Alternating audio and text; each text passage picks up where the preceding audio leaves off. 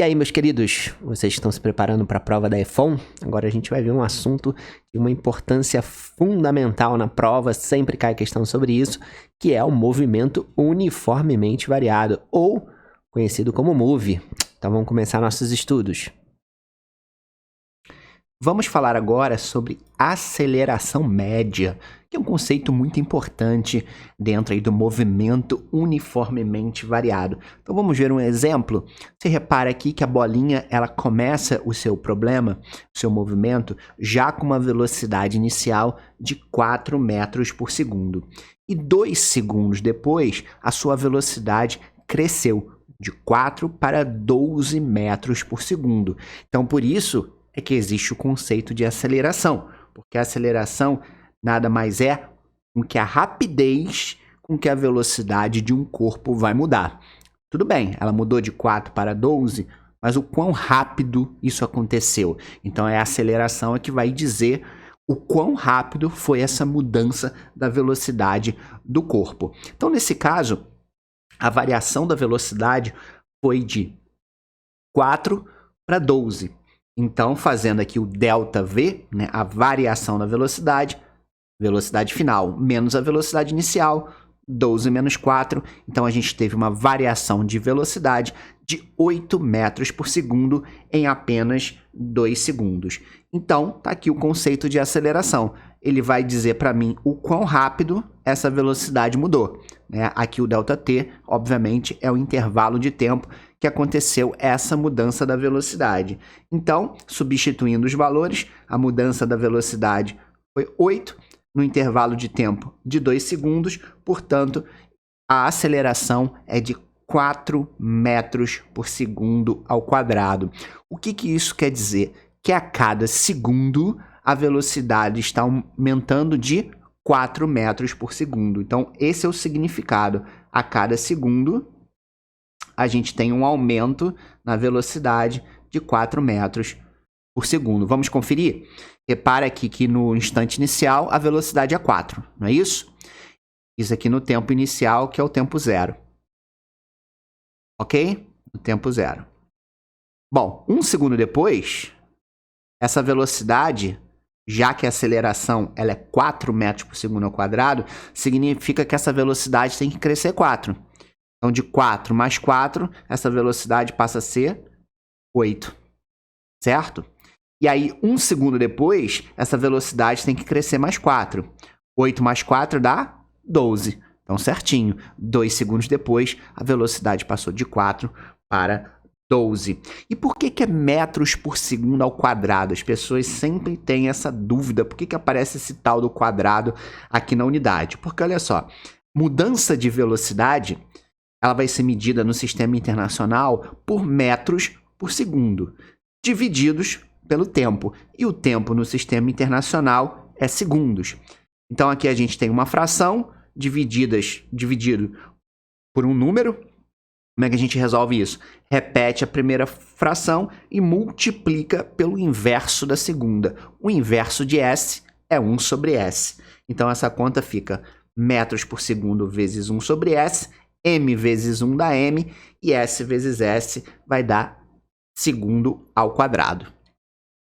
Vamos falar agora da função horária da velocidade. Vamos olhar essa tabelinha. Essa tabelinha mostra para a gente o quanto a velocidade do corpo está crescendo, porque aqui, obviamente, é um movimento uniformemente variado, a velocidade vai mudar e, consequentemente, eu vou ter a aceleração. Então, no tempo 0, tempo 1, tempo 2, a velocidade muda de 2 para 5 para 8 metros por segundo, tá? Então, representando isso num probleminha real, eu tenho uma bola que no tempo 0 a velocidade é 2, no tempo 1 segundo a velocidade cresce para 5 e no tempo 2 a velocidade cresce para 8 metros por segundo. E você é inteligente, você já percebeu que a cada segundo essa velocidade da bolinha vai crescendo de 3, certo? Então, calculando a aceleração, a gente sabe que a aceleração é a mudança da velocidade sobre o tempo, fazendo essa conta, 8 menos 2, que é a variação da velocidade, divididos pela variação do tempo, 2 menos 0, 8 menos 2 dá 6, 2 menos 0 dá 2, então essa conta dá 3 metros por segundo ao quadrado. E claro, esse 3 aqui não é coincidência. Quando eu falo que um corpo tem uma aceleração de 3 metros por segundo ao quadrado, o que isso significa? Que a cada segundo, a sua velocidade ela vai crescer de 3 metros por segundo, que foi exatamente o que mostra a tabelinha, né? A tabelinha mostra que de 1 em 1 segundo, a velocidade está crescendo de 3. Então, por isso que a aceleração é 3, eu não precisaria nem fazer a conta, né? Só teoricamente eu conseguiria descobrir o valor dessa aceleração, ok? E aí eu posso pegar a fórmula original, que é ΔV, velocidade final menos a velocidade inicial, e ΔT, que é o tempo final menos o tempo inicial, e manipular um pouquinho essa equação. Primeiro eu vou passar esse t menos t0 que está dividindo para o outro lado multiplicando. E como a gente faz na maioria dos problemas, um instante inicial, a gente começa a contar o tempo no zero, não é isso? Então a gente vai colocar isso aqui como zero, ok? E aí a gente vai sobrar a aceleração vezes o tempo, igual a velocidade menos velocidade inicial. E passando a velocidade inicial, que é negativa, para o outro lado, ela fica positiva e a gente chega nessa expressão, que é a expressão da função horária da velocidade no move. Ou seja, em qualquer tempo que eu quiser, se eu sei a aceleração e se eu sei a velocidade inicial do corpo, eu consigo descobrir a velocidade que ele vai estar. Nesse exemplo aqui que a gente deu, a gente pode montar essa equação. Qual é a velocidade inicial? A velocidade inicial do corpo é 2. A aceleração desse corpo é 3 positivo. Então, na hora, substituindo esses valores dentro da expressão, está aqui V igual a 2 mais 3t. Por exemplo, se eu quisesse descobrir agora qual vai ser a velocidade no intervalo de tempo, no instante, de 3 segundos. Bom, você é esperto, você já percebeu que por essa aceleração de 3, a velocidade tem que crescer mais 3. Né? Então, se no instante 2 segundos era 8, no instante 3, 8 mais 3 vai ter que dar 11. Mas essa equaçãozinha aqui vai prever e vai calcular isso para a gente, para valores mais complexos. Então, se eu substituir aqui, ó, velocidade é igual a 2 mais 3 vezes um instante, que é 3 segundos, vai ficar 2 mais 9, a velocidade ela vai dar 11 metros por segundo. Tá? Exatamente como a gente previu, já que 1 segundo depois, essa velocidade tem que crescer mais 3. Vamos falar agora da função horária dos espaços. Da mesma forma que você consegue prever velocidade, você consegue também prever a posição que o corpo vai estar dentro do movimento uniformemente variado. Por exemplo, aqui eu tenho que a bolinha no instante inicial está com uma velocidade de 2. 1 segundo depois, ela passa a ter uma velocidade de 4 metros por segundo. E 1 segundo depois, a sua velocidade cresce para 6. Se você conhece o conceito de aceleração, você sabe que se a velocidade está crescendo 2 metros por segundo a cada segundo, significa que a aceleração desse corpo vai ser de 2 metros por segundo ao quadrado. Ok? Bom, então, a equação dos espaços é essa grandona que a gente costuma chamar de sorvetão. Tá? Para decorar, muitos professores de física usam a palavra sorvetão. Ok? Então, eu tenho aqui a posição final, que é o S, a posição inicial, que é o S0, o V0, que é a velocidade inicial, o T, que é o tempo, e o A, que é a aceleração, ok? Vamos considerar, então, que nesse exemplo, a bolinha partiu da posição inicial 1 metro. Então, eu posso substituir esses valores dentro da equação e determinar essa equação que vai prever o futuro da minha bolinha baseado nesses dados que a gente tem, ok? Então, vamos fazer isso. Está aqui, ó, posição inicial 1, velocidade inicial positiva vale 2 e a aceleração, como a gente calculou, vale 2 também. Esse 2 dá para simplificar com esse 2 e a gente chega nessa expressãozinha final.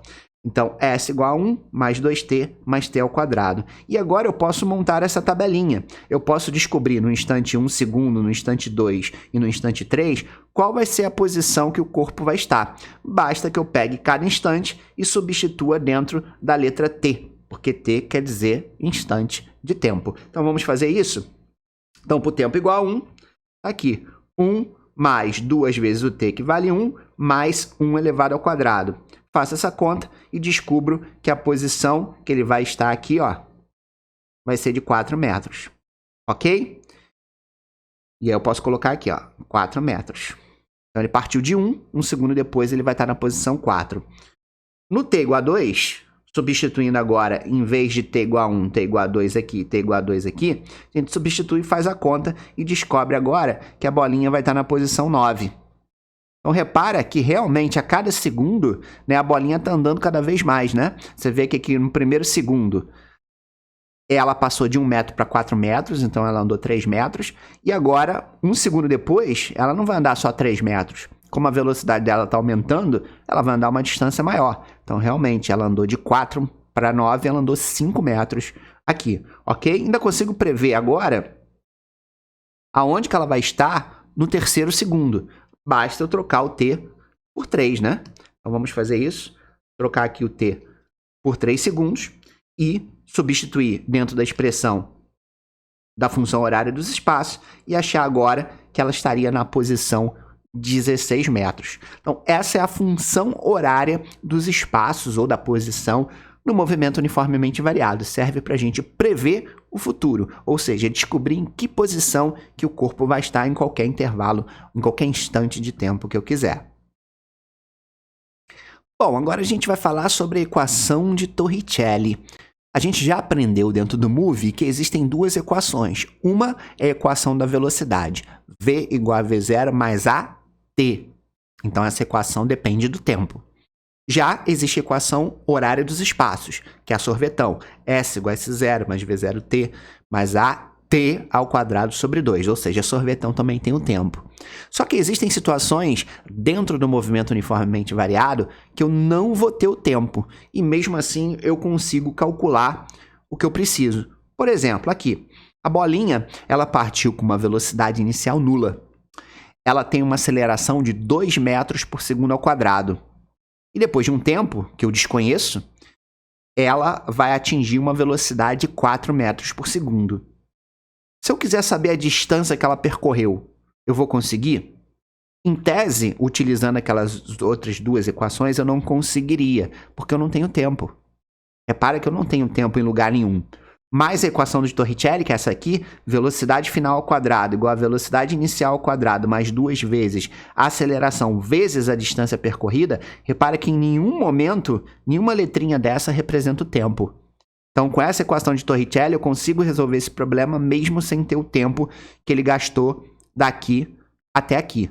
Correto? Então, substituindo os valores, a velocidade inicial é 0, né? A aceleração ela vale 2 e a velocidade final ela vale 4. Então, substituindo primeiro a velocidade final, 4 ao quadrado. A velocidade inicial é nula, né? Não precisa nem substituir. Mais 2 vezes a aceleração, que é 2, vezes o ΔS que eu quero calcular. Ok? Então, 4 ao quadrado, óbvio, dá 16. 0 ao quadrado dá 0. 2 vezes 2 dá 4.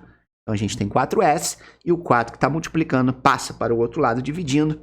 16 divididos por 4 dá 4 metros. Então, repara que eu consegui calcular a distância mesmo sem ter o tempo. Então, existem muitas questões, muitos exercícios e probleminhas dentro da física aonde você vai utilizar a equação de Torricelli quando você não tem o tempo dentro do movimento uniformemente variado.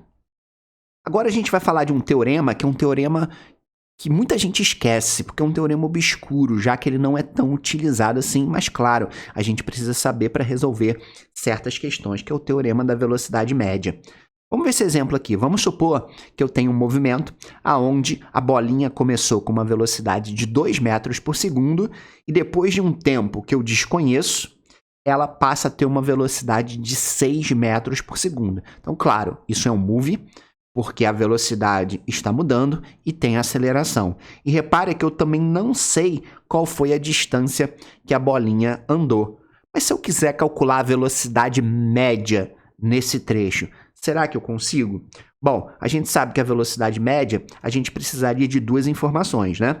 A distância que ele percorreu e o tempo que ele gastou para percorrer essa distância. Porque a gente tem um problema, a gente não tem um nem outro. Mas aí é que entra o teorema da velocidade média. O teorema da velocidade média é muito simples. Para você calcular a velocidade média nesse trecho, num problema de move, Basta que você some a velocidade inicial com a velocidade final e divida por 2. É uma média, certo? Então, resolvendo esse probleminha muito simples, 2 mais 6 dá 8, divididos por 2, a gente vai ter uma velocidade média de 4 metros por segundo, ok?